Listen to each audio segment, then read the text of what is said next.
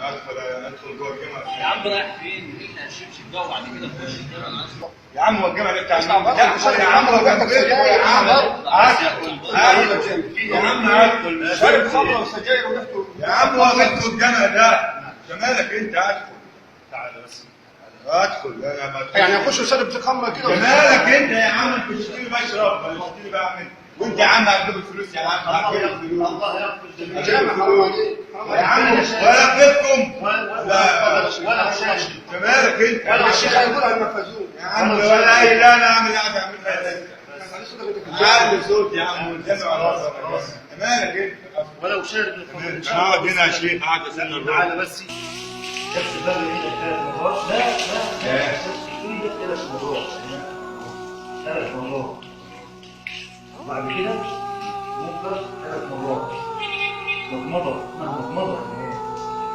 الشيخ دخل الجامع شرب خمره وريحته سجاير وكان راضي بالسجاره. دي وسائل عن جهل. لا صح لا صح. ما تمشيش معاك يعني. الله أكبر. الحمد لله رب العالمين الرحمن الرحيم مالك يوم الدين. قل يا عبادي الذين أسرفوا على أنفسهم لا تقنطوا من رحمة الله إن الله يغفر الذنوب جميعا إنه هو الغفور الرحيم.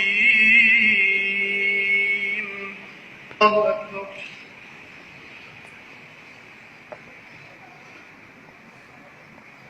سمع الله لمن حمده.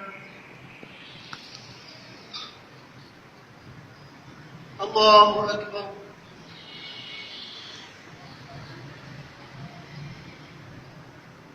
الله أكبر. الله أكبر.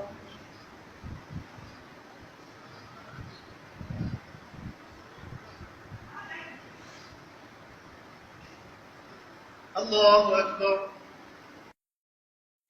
ولا الضالين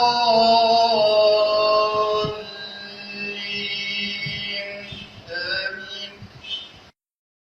إنه كان توابا. الله أكبر. السلام عليكم ورحمة الله. السلام عليكم ورحمة الله. كابتن جاهز. قلت لي خليه يصلي او ننام في الصلاه. لا يا عم مش كده يا عم. لا اكيد مالوش سؤال. قوم يا عم من نومك بنوم. وجاءت سكرة الموت بالحق ذلك ما كنت منه تحيد. وجاءت سكرة الموت بالحق ذلك ما كنت منه تحيد. وجاءت سكرة الموت بالحق ذلك ما كنت منه تحيد. كده الله سبحانه وتعالى يعني الإنسان هتأتيه المنية في أي مكان وكان هيموت بره، ولكن الله سبحانه وتعالى عندما أراد له بالخير